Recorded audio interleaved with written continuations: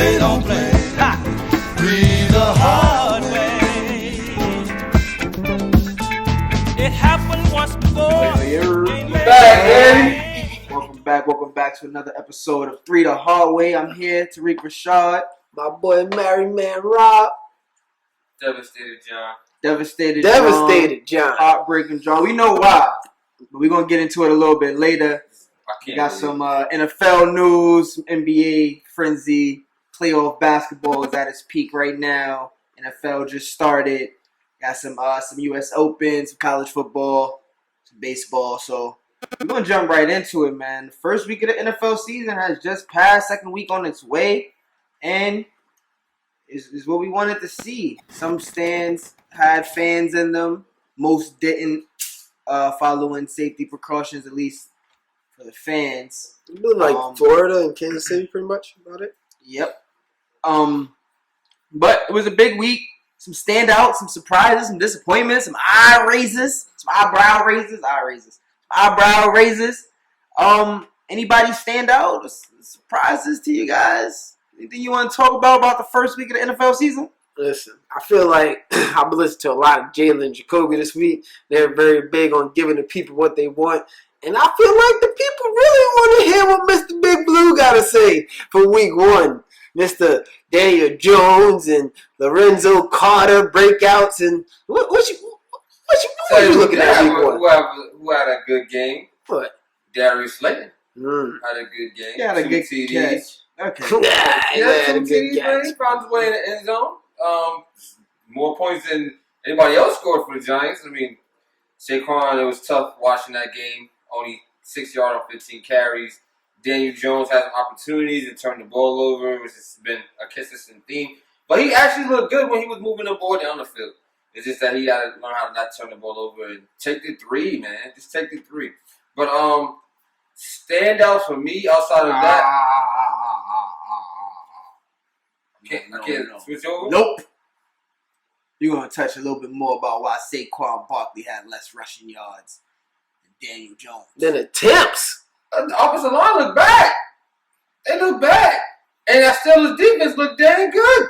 Now, I'm going to tell you something. Thank you. Here's the problem with you living in New York. Mm-hmm. We do too.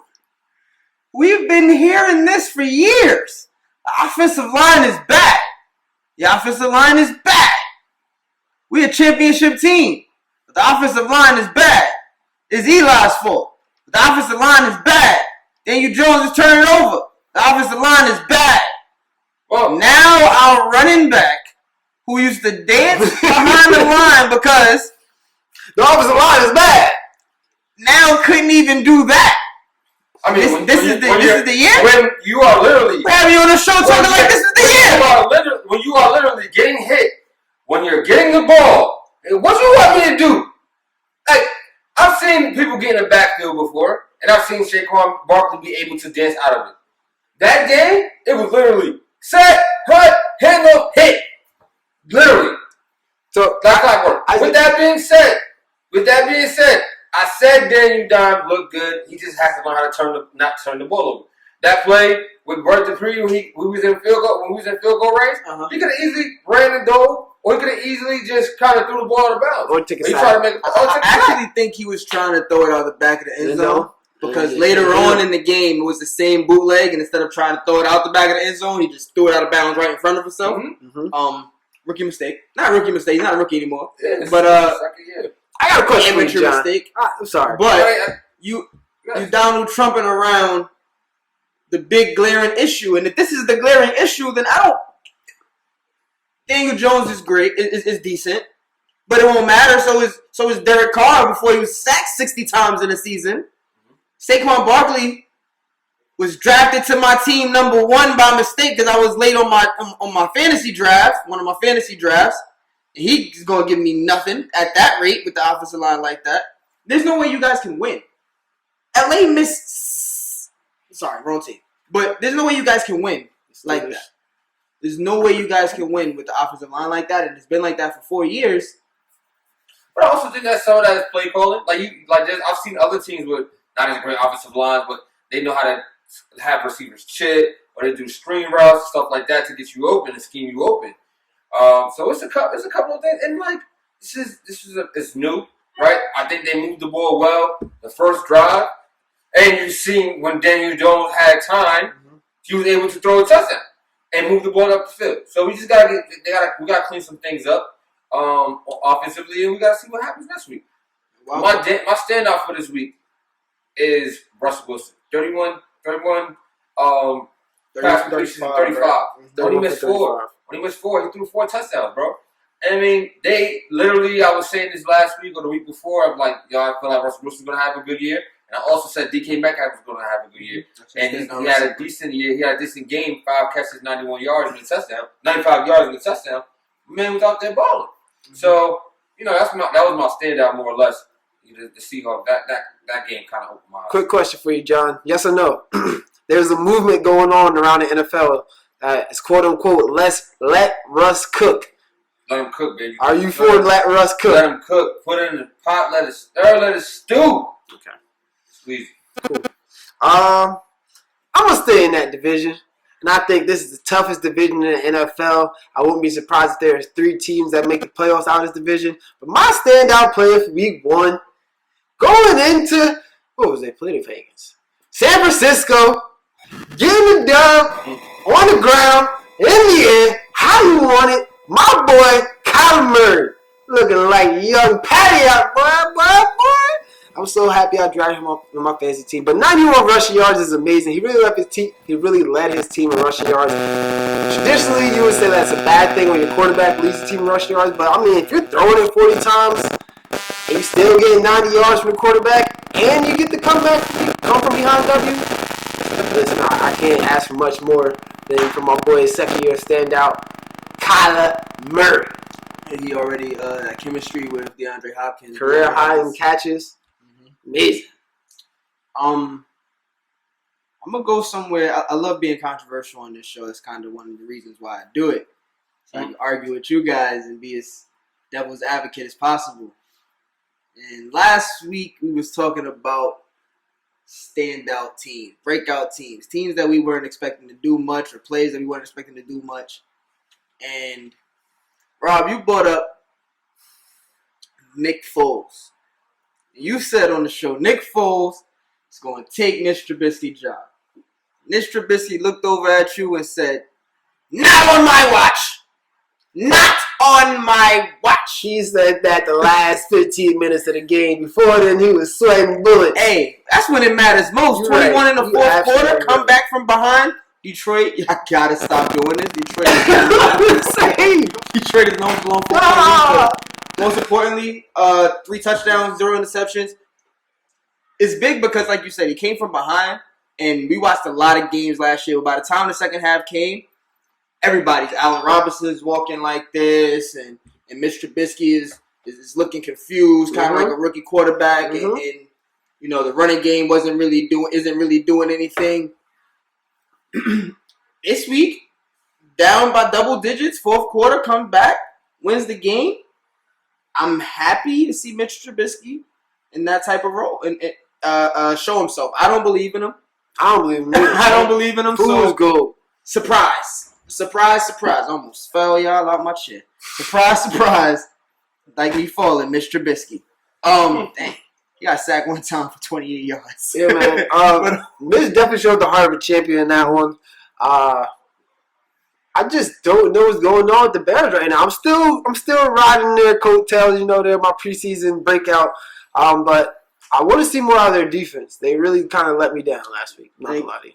And again, at the end of the day, they were able to shut it out in the fourth quarter. They did lose a lot of yards too. So I'm big on chip on shoulders type of people. And Adrian Peterson being traded over to not even traded, being released last minute by the Washington team, and being picked up by Detroit Lions. He has something to prove, and old man still getting them legs churning. 14 for 93. So don't take it out on your defense too much. They haven't really been making much contact in practice. Haven't had the preseason. No, I ain't trying to hear. You got Khalil Mack. You got a W. You got a W. You got to run away. You got to lead the park with your W. Facts. Disappointments. I could talk about a few disappointments. I am going to harp on the one that happened on Sunday Night Football for the world to see. America's team. And I want to apologize. Don't usually apologize to the Giants when they lose opening the game. But it's not for the Giants. It's for the defensive or offensive coordinator, Jason Garrett. Offensive coordinator for the New York Giants, Jason Garrett. Year after year after year, I thought you sucked. And I thought you just had really bad luck. And somehow, some way, when the Cowboys needed it most, you would fail them. And then I watched this Sunday game, and I realized, going back to Romo and Des Bryant, and then you, and now Mike McCarthy. Cowboys just have bad luck. It is a cursed team. They are the Murphy's Law team. That is Murphy's Law. Up, down 3. Don't make me break up my in the third quarter. Please, Tom. Down 3 in the third quarter. You elect to go for it in field goal range, chip shot range. No more than 30 yards, and you don't get the extra point. Not only do you not get the first down, you don't score again for the rest of the game. So was your offense that good that you can forfeit a tie? Or the Cowboys just cursed? I don't know, man. It's hard not to say that the Cowboys not cursed.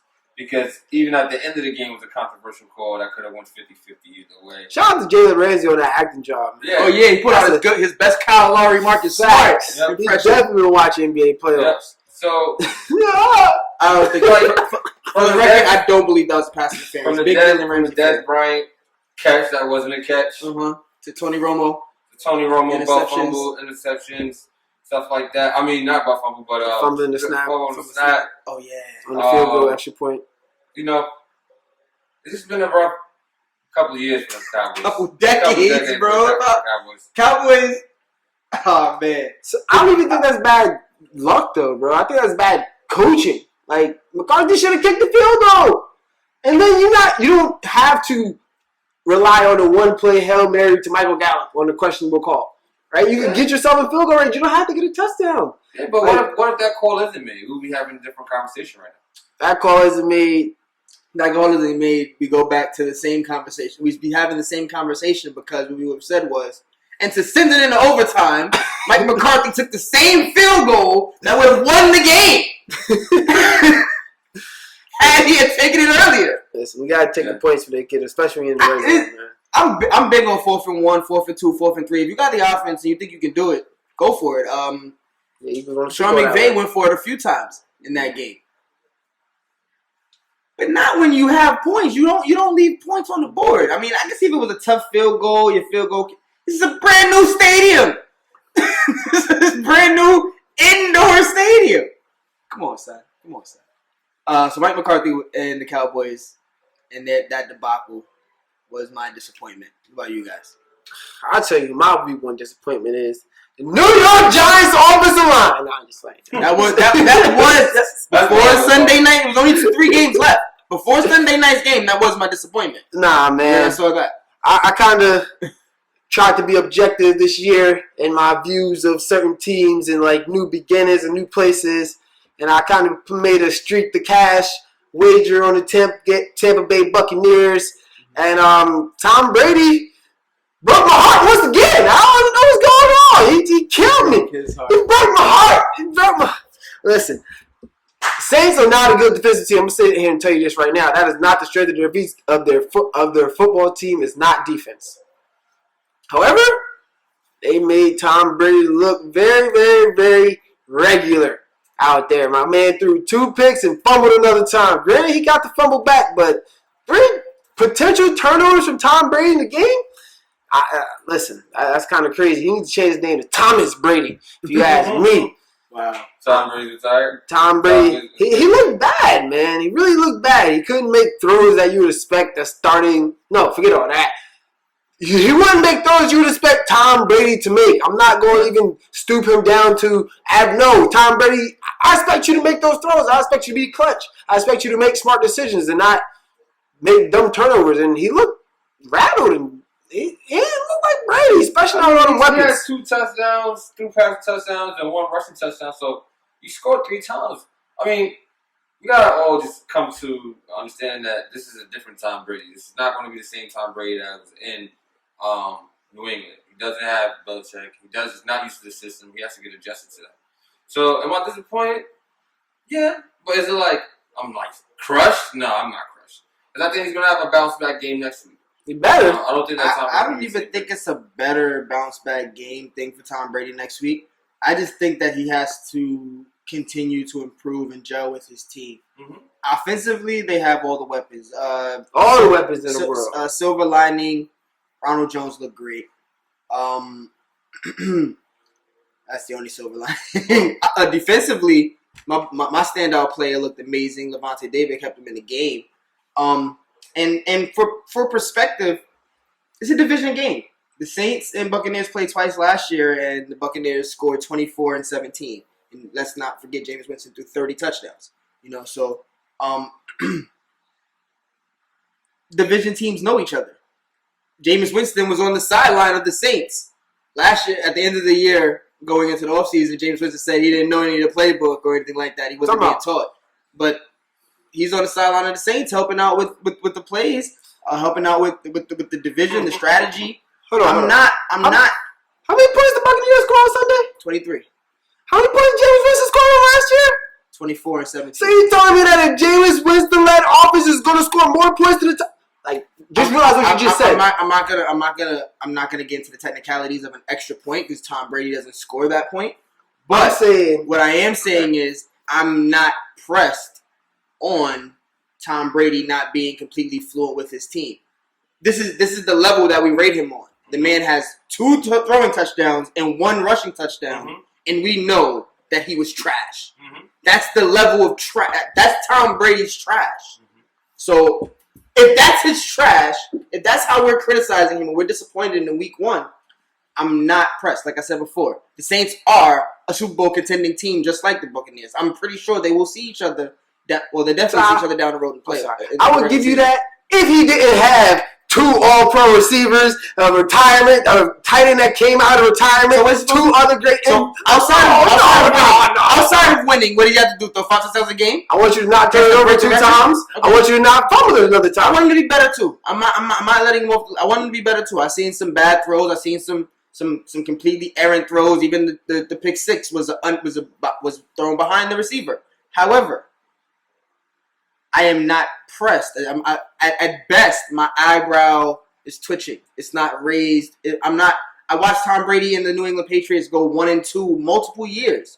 I think they went 1-2 the season that they beat your team in the Super Bowl. This is what I'm trying to tell you, Ty. The comeback kid will be just fine. He'll be just fine. Yeah, speaking of it's gonna be interesting. Thinking about disappointments in division of rivals, the team that disappointed me this week was the Philadelphia Eagles. Philly was up 17-7 at halftime against the Washington football team. They didn't score a point in the second half, and Washington wound up winning that game 27-17. The Washington football team, brand new head coach, no expectations, nobody thinks that they're going to be good, versus Philadelphia, who potentially is a runner-up for the division title.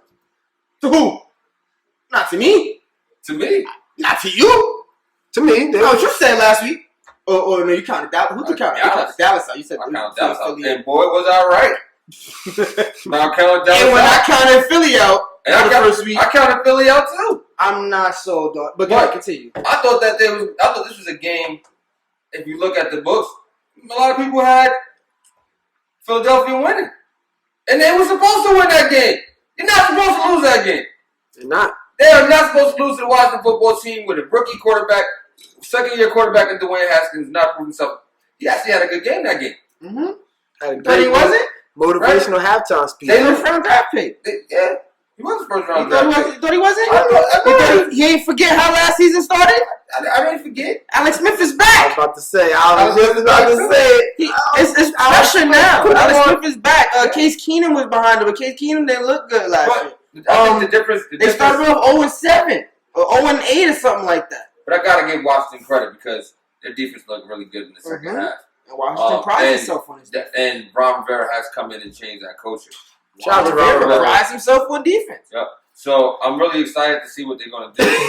And listen, Philly, come on now, y'all gotta do better. I'm not even an Eagles fan, but I know I have a lot of people that's on my time feed as Eagles fan. They were heartbroken last week.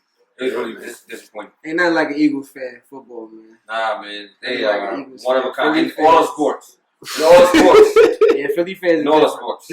I think I said on the show before. I think the 76ers cross sports reference. I thought the 76ers play at home, probably get a better seed, and they probably don't get swept in the first round because Philly is just different. But that football team. The division's up in the air right Shout out to Jason Wright, man. That's how I feel about that football team. So, we'll see what Philly has for us next week. Speaking of next week, we're going to jump into our next segment talking about next week.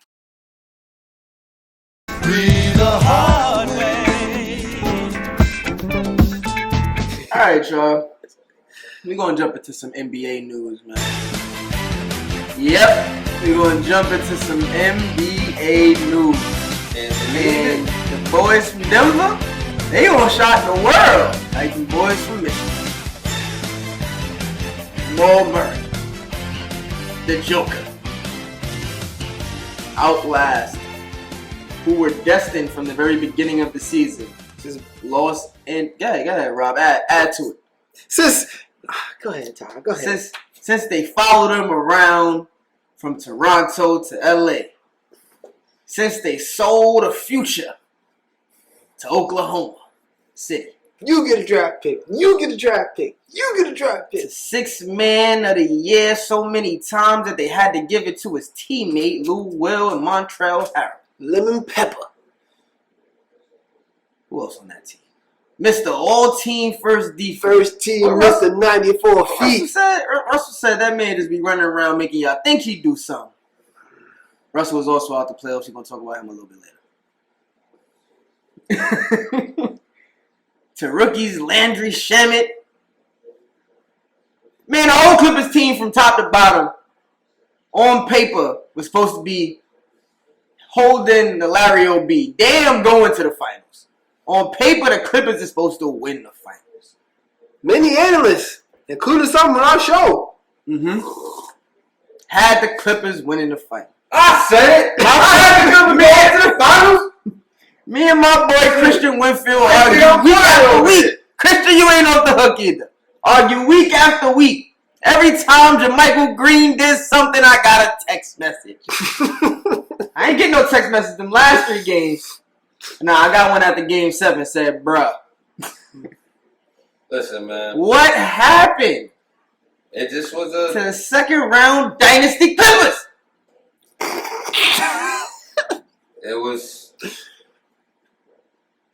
It was just disappointing, bro. What'd you see, It was up 3-1. What'd you see? I don't know what we mean now. It was up 3-1. They. I said Yeah, we. I want that. I can't say we. Now I say they. You see, that's what no. Yeah. They were set up from the jump. You set it up.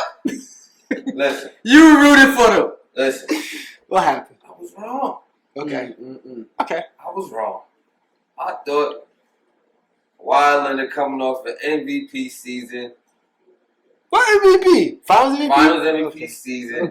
Win the championship in Toronto. Coming off Finals MVP high. You know? He had a great regular season.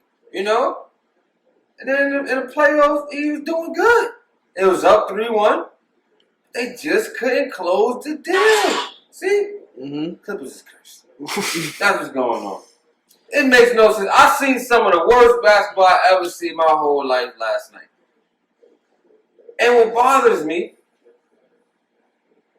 is that they could have had the series over 3 days ago. So the Clippers... They blew 3 halftime leads. 3 in a row, back to back to back. So what does that tell me? What does it tell you, John? That tells me that just because you got a whole bunch of good defensive players doesn't mean And a whole bunch of that good your- offensive players. doesn't mean that your defense is going to be good. And just because you got a whole bunch of offensive players doesn't mean that your offense is going to be So good. that mean I'm just saying because you is- got a Hall of Fame coach, don't mean your coaching gonna be good. That don't mean that. It's how you play together. And the Clippers weren't playing together. We've seen that throughout the season, that there was times when it was taking turns, scoring. Kawhi Leonard wasn't there sometimes. Paul George wasn't there sometimes. The whole bubble shenanigans that was going on. It's just, you can't hide your flaws. You know, you can't hide your flaws. In a 7-game series, the best team wins. And the Nuggets were the better team. The Nuggets were the better team. They played more cohesively. The Clippers, then we said go. I think that they still have the opportunity to. I think that Kawhi Leonard can get over the hump. I'm more concerned about Paul George and where he's going to go from here. Because this is consistent throughout his career. And will he ever get over this hump? That's where I'm at with it. About a month ago, I proposed to trade to y'all. Christian, you still ain't off the hook. Mike Conley. I sent it to you too. And I said, Mike Conley, and I didn't even get to say it on the show. Mike Conley for Paul George would be a great trade for both teams. Now, after we got to see what I was talking about, I can elaborate on this a little bit more. Paul George does not need to be the highlight. Paul George is a regular season monster and a playoff role player. It is what it is. It is what it is. In Utah, he can be that. Because they got somebody to carry you down the stretch. I feel like in LA, with all the celebrity, with all the things that they did to get him, unfortunately, all the things that they did to get him, he has to be the number 1A guy. Kawhi sought him out. This is my super team. This is my 1-2 punch. This was the year of 1-2 punches. But if we look around the league, the teams that are left, there's 1-2 punch left. And that's the best player in the damn NBA. LeBron James, and possibly the best player in consider Jaylen Brown, Jason I wouldn't consider that a one. No, because they have Gordon Hayward. They have Marcus Smart, who's an all defensive player who took the most shots last night. Not he made the most shots last night. They have Kemba Walker, who's been a 20-7 or 8 guy his whole career. So no, it's not. It's a team, and you see that with them every game. Someone's efficient, and that's what saves them. But we'll talk about the Boston Celtics in a little bit too. But whereas in LA, what I saw that they missed out on, which the Lakers got back, was a true star point guard. Whether he's a star now or was a star before, Patrick Beverley has never been that. Patrick Beverley plays defense, stands in a corner to hope to get an open three. If you don't got scorers on the court, Patrick Beverley is extreme. And that's what you got out of him. You add a Michael Conley to that, you can get the rest of those guys involved without having to do too much. Without having to ask them to put the ball on the ground. I'm taking out Paul George because I need Kawhi Leonard to be what we keep talking about him being. If he's on LeBron's path, if he's on Michael Jordan's path, if he's on Kobe's path, he has to score a ball. He needs to shoot the ball 25 times all season. What the hell is load management? You need to be out there busting ass, taking names all season. So when the playoff time comes and you got to play back to back to back to back, like what happened this year, you're ready to do that. I seen Jamal Murray put his team on his back and drop 50, 40, 30, 40, whatever is necessary. I've seen Joker do the same thing. We've seen Jimmy Butler never has 40-point games. What did he do in Indiana when he needed to? What did he do against Milwaukee in the first game when he needed to? Drop 40 on your head. That's what we need from Kawhi Leonard if he's going to be that. And I think he is. I think he can score the ball like that. But if you have a Paul George on your team and you say, well, we can go 1A, 1B, and you can carry it sometimes and then I can carry it sometimes, you put yourself in a situation where Game 7 comes and you don't know who to do what and you're both trash. You're both bumming it up. Be the star. Michael Conley can handle the rest of that. Be the star, whereas with Paul George's situation, be low-key. Go mid-market. Let Donovan Mitchell be the star, and you get it together and be ready in the playoffs. Less expectation on you. When he went to OKC, huge expectation. When he went to the Clippers, huge expectation. I don't think the expectations are the same in Utah. So that's what I saw when it comes to the Clippers series. Listen, I'm happy the Clippers lost. I'm going to start by saying there. I'm happy as a Lakers fan. The Clippers lost, and I'm glad the Nuggets did everything in their power to wear them down and conquer that dragon. However, I'm not completely sold on the Clippers needing to blow that team up. I'm not sold. I do believe that Paul George still has another level he can go to. Mm-hmm. I think that there is a clear barrier in his head when the playoffs come and shooting, and you saw it in that Game 7 that he's in his own head. He's way too talented of a player to be the third best player on the championship team. Let's put it there. Mm-hmm. That's number one. Number two, the Clippers play 12 games together all season. So when you play 12 games together all season and you walk around like you're prima donnas and you think you're the best thing since sliced bread and you actually go against some adversity and y'all have no chemistry to rely upon, no experience, no battles, and you go against a team that has been through battles year after year after year, you run into a buzzsaw. And that's exactly what happened. Jokic was a complete mismatch for them, and I'm going to start. I'm not even going to talk about the Clippers no more because they done.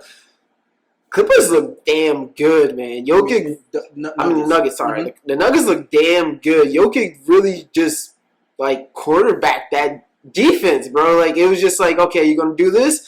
I'm going to fake here because I know all y'all think I'm going to go here, and I'm going to kick it to this guy on the wing because that's how cerebral I am. And it was just time after time after time.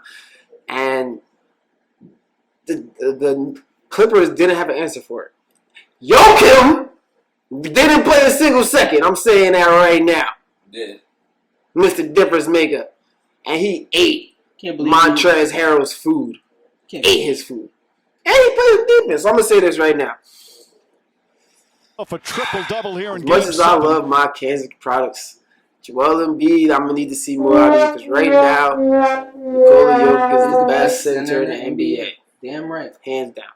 And what was it that does it for you? Because for me, it's the passing. And I know you said it's the way. The passing, man. You just took down Goliath. Right. You just David pow, slingshot to the head. Done. Over. I'm here. And now we have to look at Jokic as he's here. Is he not only is he here, but how great is he going to be? He's the best centers we've had since Shaq. Hey. If you out here giving respect, where respect's due, I've been telling you about Jamal Murray for a while. Him too. And I told you that boy is a dog. He has everything you need to be a star point guard in this league. Not only him, but on the main stage. I gotta put some spec on above average, kind of good, almost elite Mike Malone. That's a coach. he coached his tail off these last two series. Being down 3-1, get his guys 15, facts. 20, 19. And really just shocking the world. That's coaching and getting your star players and your team bought into their role. So, all right, shout out to the Nuggets, man. We don't have too much time, so I want to ask a quick question. Do the Nuggets pose any threat to the Lakers? Yes, they do pose a threat. Lakers in 6. Lakers in 6. Jokic versus AD, different ball game. It's gonna be a chess match. LeBron James, whoever else you want to put on Jamal Murray, it's gonna be a different ball game. Jamal still going to get his. I think that the adjustment though in playoff Rondo of being a pest and how the Lakers are just clicking right now, all cylinders. It's hard to beat the Lakers. Maybe if Will Barton comes back. I don't think they need to add a guy. I do think that the Lakers have a guy like Rondo who has always been great at taking away something that you want to do, something that you love to do. He's going to find something that you love to do and make you do it differently. So I'm really curious to see the adjustments that Jamal Murray makes. At the same time, I think it's a breath of fresh air for guys like him, guys like Michael Porter Jr., guys like Jerry and Grant, who were going against all NBA defensive players. Joker, no, it just got tougher for you. With Dwight, McGee and Anthony Davis. Just got a Still lot. got a lot. He's still damn good. He's Nigga tugging for Jokic. It It's get just tougher for him. now I gotta shoot more threes. Now it's just that It did get tougher for him. Nah, you got all the first defensive. It did get tougher for him. I'll put it this At way. the same time, he did deal with, but it wasn't easy. It's tough. Rudy for him. Gobert gave him a tough series, but he did deal with Rudy Gobert. So they are, and this is why On defense, it's I'm tough. curious to see, because they are battle tested. They played against a guy who was dropping 58 and 50, putting up numbers that you haven't seen in the playoffs in forever. And the compliment to that team was a 2-time Defensive Player of the Year. Right. Then they just finished off coming back from 3-1. three All NBA defenders, All NBA coach, an NBA Finals MVP, MVP candidate, 2-6 men. 2-6 men. So they're battle tested, and I think you said it earlier. Game 7 last year against Portland Trailblazers, and they lost. 2 Game 7s this year. Mm-hmm. They are battle tested. However, the X factor to me is that 3 position. If they don't have anybody to put in front of LeBron, and I'm thinking Jeremy Grant, That's gonna be the I'm matchup. thinking, Torrey Craig. oh my gosh, I'm thinking Michael Torrey and Porter. Craig, and Torrey and Craig has nothing Michael for him. I wish they would put Michael Porter on him. Paul You want Millsap. LeBron dropping 50 a night, you got to put Michael Porter He's on. not even in LeBron to drop 50. You should just put him on there just to toy with him, honestly. I- I think the Lakers gonna lose game 1, honestly. And they can lose any game of the series. I just don't think they have someone to guard LeBron. And that's extremely scary. This is the one, like, the league is built around threes. The most competitive teams, you think about the wing position. I Because feel you. LeBron James has been running the wing position, this is the one team that doesn't have an elite wing player yet. I feel you, Todd, but from what I've seen this playoffs, LeBron is not that cerebral scorer where, like, you can't stop me, I'm going to go out and drop 40 and then I'm going to let my teammates catch up. He's not that guy anymore. I'm going to get these dudes involved. I'm going to get 80 on the pick and roll. I'm going to catch Danny Green here. I'm going to get it one hit. I'm going to get downhill in a fast break. I'm going to finish there. With the additional window, I see the difference in his play. I don't trust LeBron to Yeah, go killer mode. I don't see that. What did he have in the first half? I think it was game 4. Mm-hmm. Rockets weren't looking that bad, but LeBron James comes out and hits 4 or 5 threes in the first half. Like, LeBron James can score. I think it's more cerebral, but don't get me wrong. If the mismatch is LeBron on Michael Porter, because that was the mismatch in Utah, get whoever's guarding Michael. In fact, get Donovan Mitchell on Michael Porter so we can get a bucket, and he'll give you 50 of those things. You think LeBron ain't going to see that tape and say, It's actually Jokic, but it's okay. You think Torrey and Craig is Donovan Mitchell stopper? I just don't think I don't think he has it in him to drop 40 in a series on average. I don't see that. I'm afraid for those threes, man. We got less than 4 minutes. Let's touch on the other series. We had a game 1 already happen with which I think is, oh man, this is gonna be must see TV. I hope it goes to 7. Miami and Boston, and for the first time in my life, I believe I'm on the other side of the street rooting for Boston when it comes to playing against Miami. Miami came back down 10 in the fourth quarter last night. Big, huge block. Perfect way to end the game, to be honest with you. Bam Adebayo on Jason Tatum, who was balling last night, and who skirt on Jimmy, but I got to give Jimmy respect because to get the tying bucket, he went right up JT's chest. And won. Right up his chest. So, what are we seeing in this series, guys? 3 minutes. Another coaching battle. And this is all about execution. Like, who executed better down the stretch? And I think both of these teams are good at doing it. It just happened that night Miami executed better. You know, that play that Jimmy Butler in the corner, pump fake, wait for the dude to go by, still shot the 3 and make it. That's a tough shot. And then even at the end of the game when he got the and one, you know, so it's just like you see Jimmy Butler do stuff like that, and you look over at Kawhi like, because again, I was thinking that would come out of Jimmy. That would come out of Kawhi. But we talked about that already. So I still got Boston winning in 7. Mm-hmm. I think it's going to be a 7-game series. I think every game is going to be a game. Battle. Every game is going to be a battle. It's going to be a coaching battle. Game 1 showed me exactly what I need to see. Can Boston close when they're ahead, and can Miami catch up when they down? And the fourth quarter showed everything to see. They stole that game from Boston. Boston was supposed to win that game. So that leads me to believe Miami's looking good. I still think, like I said, it's going to be a 7-game series. I'm not counting Boston out. But at the end of the day, I think Miami they're going to do what they have to do to get the W and make their way to the finals. I gotta say, I've had the Celtics as my finals front runner from the East before the quarantine, and I look at them in this game, and I thought they had it in the bag. So much so, I don't think I caught the last 2-3 minutes until highlights. Miami showed grit. They showed grit. They showed determination, and I think Boston wasted a performance that they're gonna miss. You definitely aren't going to get Marcus Smart that hot shooting the ball too many times. Not to say that he's a bad scorer. One of the, I forget what player in the NBA said, the only problem with Marcus Smart is that he thinks he's Kobe Bryant. Every time he touches the ball, he thinks he's Kobe Bryant. And he wants to shoot shot. And if you watched him last night, even though he had a lot of makes, a lot of his misses was Jamal Crawford-esque pull-ups. You know, like, I don't care. I'm hot. He checked, brick. But to waste one of those games, because you're going to get him on the defensive end every game.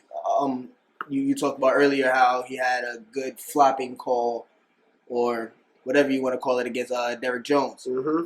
I saw him draw some fouls against, what's his name, Duncan Robinson as well. But to get him on the offensive end like that, you don't really want to waste that. So Boston really has to figure out Brad Stevens. The one thing that's missing now is how to close these games out. The games that they did win against Toronto, I watched them close. It was a lot of free throws. You got to close these games out. So that's what I'm looking forward to see from Boston. Side note: Gordon Hayward was expected to come back game 4. He is missed dearly on that team. Side note: I hope he come back game 4 so they can refigure out their lineup and they lose that game. Miami winning 6. All right, y'all. We will catch you next week. There will be, more games played, and we'll see how it turns out. Talk about it again next week. We're going to move on to our next topic, man. Be the hard way. All right, y'all. We're going to step into our next topic. Bring it on back to the NFL week 2. So we had some week 1 standouts, some week 1 disappointments, eyebrow raisers. What are we looking forward to week 2? Week 2, I'm looking forward to, I believe it's the Sunday night matchup. What's that? Super Bowl rematch of 4 years ago or something like that.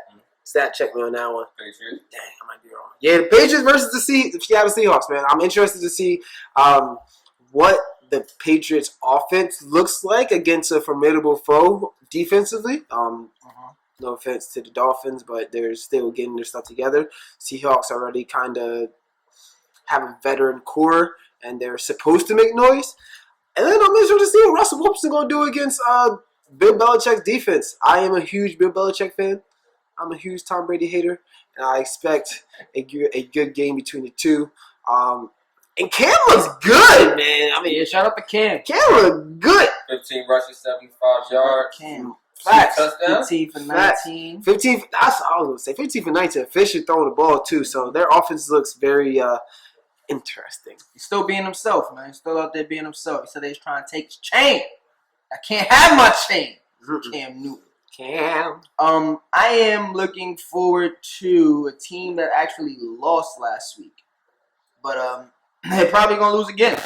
But I want to see how they look out there on the field. The Houston Texans. I'm big on seeing what Deshaun Watson's going to do. Starting fantasy quarterback, I'm gonna need some points, brother. But his first matchup, Super Bowl champions. Second matchup, best team in the league last year, regular season, Baltimore Ravens. So they didn't cut the Houston Texans no check to start the season. But I think it's a good challenge. I think it's a good challenge for Deshaun Watson with the new receiving core, trying to figure them out, going against some of the best cornerbacks in the league. I think it's a good place to see where your teammates are, to see for the coach to see where he is. Starting off on 1, knowing that they had these 2 teams on the schedule to start the season. How hard do they come out? And as for Baltimore, big start to the season last year, kind of fell off in the end. Figuring out the scheme still. Lamar Jackson had basically a walkthrough last week. I think Houston has a few more marquee players. I won't necessarily say a better defense, but, J.J. Watt is better than most people can put on their field. So, seeing what that's like. Still expect Baltimore to win, but I want to see how Houston comes out and plays. Okay. Hey, man. I'm going to take the local route. Going with Giants versus Bears. I want to see if last week, Local John, if last week was a fluke, or this is what it's going to look like for the rest of the season. And it's no better way to put that to a test than go against another great pass rushing team like the Chicago Bears. Mm-hmm. I think Danny Downs got it. I think Saquon's going to bounce back. I think Joe Judge is going to make the adjustments. And also, hopefully, Golden Tate will be back. So then that gives Danny Downs another weapon in his back. Other than that, man, I'm interested to see if Trubisky's going to be that guy as well. Is this going to be continued on, or will he pull Blake Bortles? It's funny you say that. And start hiding and never return. So that's funny you said that. Because the way you so eloquently spoke about the Giants is like, is this a fluke? And that's exactly how I feel about the Bears this week. It's like, this is a great matchup. You got 2 teams who I feel had fluky starts of the season. So this is the fluke bowl. And I think the I think the Bears going to win. But I hope Mitch Trubisky gets hurt and Nick Foles. Let me say, I don't hope he gets hurt. I hope he plays bad at halftime and Nick Foles comes in and throws 4 touchdowns and makes my prediction correct.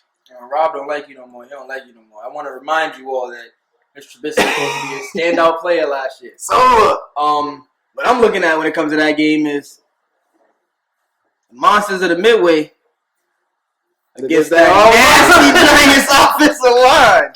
The blue curtain looking like a blue wave. Yeah. Saying, come on in. Right, and so you talking about Mitch Trubisky and possible injury.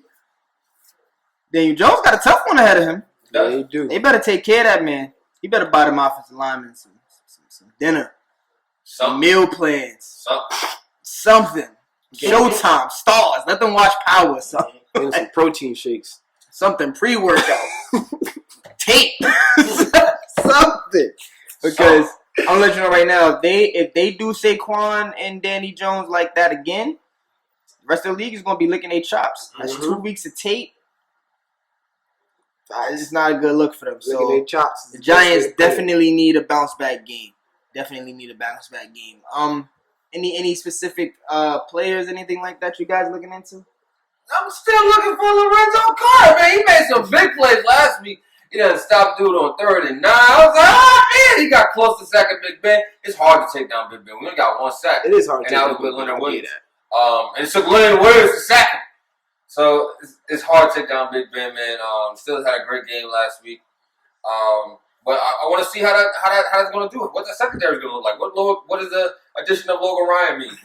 How can he play with Jabril Peppers? So I'm really interested to see that game and to see what the Bears do on defense as well. And by the way, I heard Allen Robinson wants to leave. Yep. So does that come into play? Right? How's that chemistry going to be? So it's going to be interesting. Very interesting. Some injuries. Week 1. Sad to say. Rob out here. Oh man, gotta stay away from Rob out here wishing injury on folk. Listen, some say I'm too hard of a fan. Availability is the best ability. Best ability. What? You made that up. What? Say it again. Some say availability is the best ability. If you can't be on the field, how you gonna be the best? Copy. Well, Exactly. You take shots. Mr. 3 for 17. This is y'all go. Who go? My goal. Y'all best receiver in 2020. My goal had his career high catches. This is y'all guy. But going into the league, Mike Thomas is hurt. Yeah, Mike Thomas is hurt. Expect to miss Monday night. Because Monday night, Thursday night. Monday night. He missed a Monday night game. He didn't have that great of a game. But neither did Drew Brees. I seen the starting tight end for the Dallas Cowboys. Yeah, Blake Jarwin got hurt. AJ Bouye got hurt. Marlon Mack got hurt. Von Miller got hurt. Marvin Mack, he's gonna be done for the rest of the season. I think he tore his Achilles. James Conner got banged up in that Sunday night game. Mm-hmm. He's questionable. It's a lot of injuries. Yep. So Le'Veon Bell got put on IR. Deebo Samuel too. Yep. So but I think they did the IR rules a little bit differently this year. Yeah. So it's not a season-ending kind of thing anymore. So you got to stay on this list for 3 weeks at least. Mm-hmm. So I'm hoping that Deebo Samuel can come back. Well, poor Adam Gates. First season, he misses out the starting quarterback to a non-football contact injury. And then second season, star running back he doesn't get along with. In the off season, the star safety wants out. Trade him. Trade him up. If we go back a year, I think they got rid of Leonard Williams. Isn't that how Leonard Williams? They just let Leonard Williams go. That's how he ended up on the Giants. Mm-hmm. So the stars there have. So it's not looking good for the Jets. But injury wise, I was looking at Marlon Mack, and Marlon Mack going down again. You talk about availability and ability. Jonathan Taylor able to step into that role. He caught 6 passes out of the backfield. The Chargers. The Colts used their backfield better than anyone last week. That's Philip Rivers. They had 4. They had 4 backs with like 4 or 5 receptions. They handed the ball all over the place. So, I'm looking forward to seeing that versatility now that the star, because Marlon Mack is the best running back on the team, but the star is not going to be around. It's very interesting to see how Philip Rivers works that, how the Colts work that system. And then also looking over at the Rams. Veteran. Not Brown running all over the place. Mm-hmm. Can he stay healthy? You keep a veteran, I think he's like 32, 30. I'm not sure. He's up there. We can stat check that. He's up there, though. But that Rams team, who are the receivers over there? Is Robert Woods still over there? Robert Woods. So I think it's Van Jefferson. He's a rookie, I believe. And they still have Josh Reynolds. Tyler Higbee's had a good game over there. Jared Everett. So Sean McVay is really creative with his play calling. Mm-hmm. He's very creative, and I think that opens up avenues of success for the Rams that aren't there for normal football teams. You know, like the motions, the jet sweeps, the cadences, and different route combinations. Yeah, he's a fun coach to watch. Mm-hmm. Coach, absolutely. Mm-hmm. But and they have Philly next week, so we're gonna see what's going on with the Rams. That's gonna be a good one. Not the Rams. Me too. But we're gonna move on to our down the stretch segment. And down the stretch, we're just gonna go straight through, man. Down the stretch, a few things to talk about. Definitely want to big up Naomi Osaka, U.S. Open champion. Last year, 2019, she was the Australian Open champion. She came to America, did it up, wore names of victims to police brutality or injustice in America. Every game, every match, a different name, ranging from Breonna Taylor, Tamir Rice, and Trayvon Martin, George Floyd, and others in between. Number 4 seed in the tournament, number 9. Again, stat check me on this. I believe she's number 9 ranked in the world right now before she won this tournament. And man, she's just living the life right now. She's cultured. She's good at tennis. She's outspoken. She's I don't want to say innocent, but she's bold and herself, you know, with YB and Corday on the sideline cheering her on, and I saw the picture of her laying on the floor after she won, And, all the people usually do all this jumping, celebration. Sometimes I think it's kind of fabricated. But I'm sure it's an exciting and elating moment to win. But just watching her just lay down and look up in the sky and it's like a recollection of all the things that are happening and just being in the moment. It was just a joy for me to see her in that moment. We always talk about Serena being the GOAT. And I don't think it's past the torch time, but I do think the competition is there when I look at Naomi Osaka. And it's just great seeing another, black young lady rise to the top and all the glitz and glamour that come with it. I'm enjoying watching her be great. Yeah, she said in one of her interviews that she was motivated by everyone who kind of was giving her backlash about, all the social injustices and her being adamant about it. And she was like, yo, y'all gave me motivation. Because I'm going to keep winning. I'm going to keep talking about it. Keep watching. So I can keep talking about it and stay relevant. So it's like to have that kind of self-awareness and cultural awareness and where you stand as a 20-something-year-old female? That's athlete? black, but not from America. Facts. And hats off, too. I'm getting goosebumps just like thinking about it. So I saw a post that said Naomi Osaka is giving us everything Tiger Woods didn't as a people. And I thought that was so dope because, he distanced himself from us. I'm Tiger. I'm this, I'm that, but I'm not black. Whereas Naomi Osaka is standing firmly in her blackness and in her culture. Like you can tell she's still Japanese. She's standing firmly in her culture, but in her blackness, and it's just dope, man. It's really dope, and she's winning, just like Tiger. Yeah. She's winning. This ain't somebody that we're making a feel good story about. That's won one time, and you never heard from them again. This is a star in the making. So look out. We've been talking about Naomi Osaka for years. Yes, sir. College football updates. John, do you have the rankings in front of you? Because I do not. I can pull them up. Rankings is kind of interesting this year. Before we even get into the rankings, Big Ten. Big Ten, October 23rd. Big Ten just say, listen, man, I see y'all out here making all this money. Damn, all this safety. We know what you was really saying. That's what you was really saying. Damn, all this safety. Y'all out here ACC and all y'all folk making this money. Saturday prime time. On some parts. ACC network. So the Big Ten will be back, which means teams like Penn State, like Army and Appalachian State. Virginia Tech. And Bro, Appalachian State is not ranked. Stop saying that. Appalachian State is ranked. Is it ranked? Number 23. I don't believe this. They beat a Big Ten team.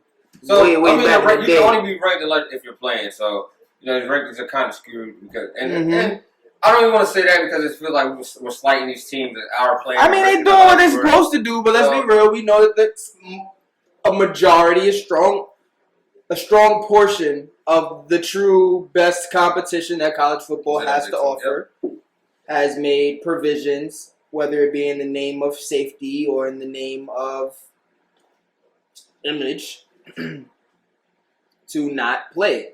And some of those teams are coming back. So you can expect teams like Appalachian State to not get whatever respect they're getting right now for it not to be there once, 4 to 7 top teams, automatic top 10 bids, top 25 bids come back. Yeah. I like Appalachian State. I ain't never seen them play. I just remember them beat Michigan. I remember that too. Yeah, I remember that too. Look out. Don't sleep. But yeah, so those are the rankings right now. Clemson is number 1, Bama's number 2, Oklahoma's 3, Georgia's 4, Florida's 5, LSU 6, Notre Dame is 7, Auburn 8, Texas 9, and Texas A&M. Sounds like a whole bunch of names that I've heard before in the top 10 now. Yeah, but I feel like in some Texas spots, top Penn 10, State could be a top 10 state team. Michigan could be a top 10 Ohio State definitely be a top 10 Ohio team. State can be a top 10 Absolutely. team. I'm just saying when you say those other Michigan schools. State sometimes have good teams too. So you got some Wisconsin. So Nebraska, yep.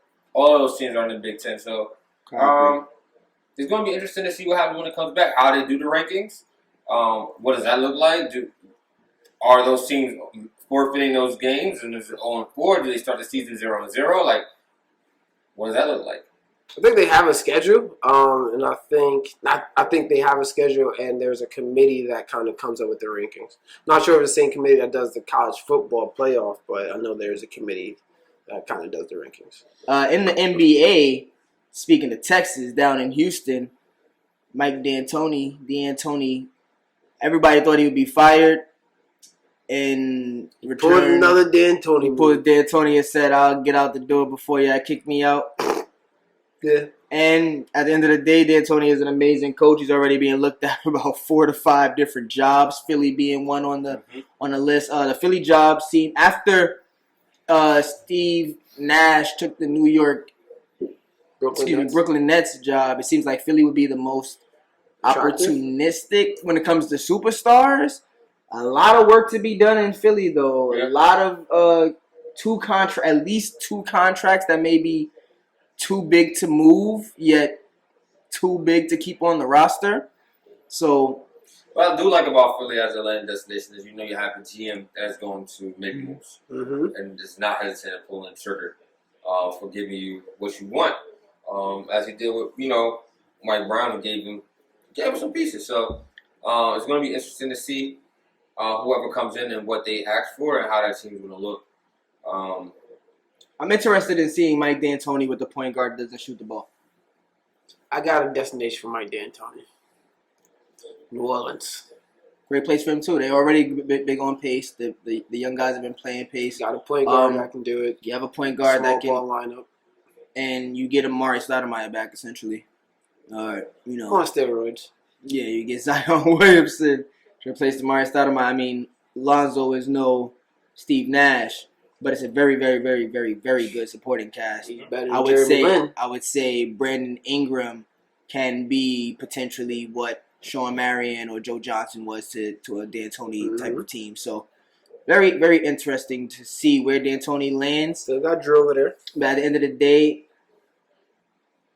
that Houston situation, James Harden said they're one piece away. My boy, my favorite player, Russell Westbrook, has to mirror his game to his age, to be completely honest. A lot of players in the league weren't always shooters. I look at Brook Lopez, I look at Robert Lopez, I look at Valanciunas and Marc Gasol, Rajon Rondo. I look. They couldn't. LeBron James. People had to change because of the game, and Russell Westbrook was able to not have to do that because he had the luxury of athleticism, and he was able to do that for 10 plus years. And he has, a finals appearance, an MVP, 3 triple-double seasons, a lot of accolades to show for it. He'll go down as one of the best players in NBA history. Definitely a top 50 player. All the old guys love him, but he will not win a championship if he does not learn how to adjust his game to what's necessary for the team to win. I saw one analyst, and they didn't give a name to who said it, but one of the analysts spoke about how a GM in the NBA said that Russell Westbrook isn't a compliment to anyone. And as much of a Russell Westbrook fan I am, and yes, he can carry a team to the playoffs at old age. Not old age, but at 31, I am confident that Russell Westbrook could carry a team in the Western Conference to the playoffs right now. It would not matter because they'd be a first-round exit. Once you have to play people 7 times in a row, yeah, Russell Westbrook can come into your stadium and embarrass you for 48 minutes. Can he do it 48 minutes 6 times in a row? Or 4 times out of 6 in order to move on to the next series? And that's where I worry. So the Houston system needs to be put back together. They need to build a team again, and D'Antoni being out of there will be the first step to that, because now you can put a center in a center's position. You got good work out of PJ Tucker and those other guys, so put them back into their regular positions and build a sustainable offense that can win a championship. But Russell Westbrook also has to change his game up. I think Russell Westbrook has to evolve in order to be a big component of a championship team, which he can still be. I got somewhere where Russ can go and he can be himself. Yeah. Come that way, baby. Not the Clippers. You got the Lakers. Nah, one discount. Russ is I'm gonna start with Houston. Houston is very kind of win now, and they exhausted all their pieces in the Russell Westbrook move. It's not a very attractive spot for coaching. I think they need some solid veteran two-way wing players that can do the dirty work, per se, for Russell Westbrook and James Harden. I think if they had 2-3 pieces, like a Iggy and James Crowder, they'll be good. But it's going to be a long off season for Houston. Anything else we want to add before we get people a break from us for another 6 days? And then we'll be back. Danny Don's going for the dog again, man. God. The Giants about to look good this week. I can't wait to see him against the Bears. But LeBron James and Lakers look like he's on a road to the championship. 3 championships, 3 different cities.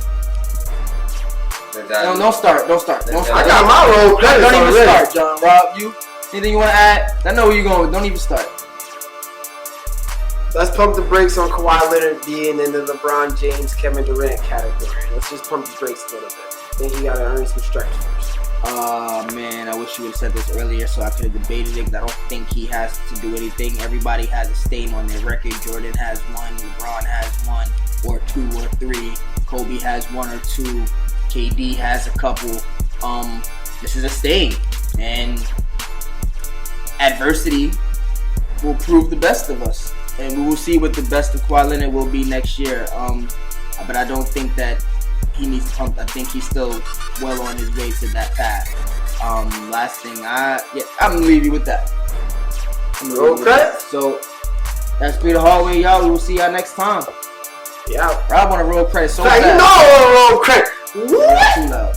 Bro, first off, I ain't never seen LeBron James, Kobe Bryant, Michael Jordan, Kevin Durant as favorites blow a 3-1 lead in the Western Conference Finals to go to the Western Conference Finals. I ain't never seen that. Not as favorites. Not as favorites. So, of course, if you take Hey, he did the it. because he said not his He favorite. wasn't no favorite. He wasn't the favorite, but he blew the lead. You He wasn't no favorite, It's a though. stain, though. He wasn't. I'm not saying it's a favorite. The stain, my milk stain and your wine stain is still a fucking stain. You can. It don't gotta be the same stain, bro. I should. Everybody got a stain. Jordan got.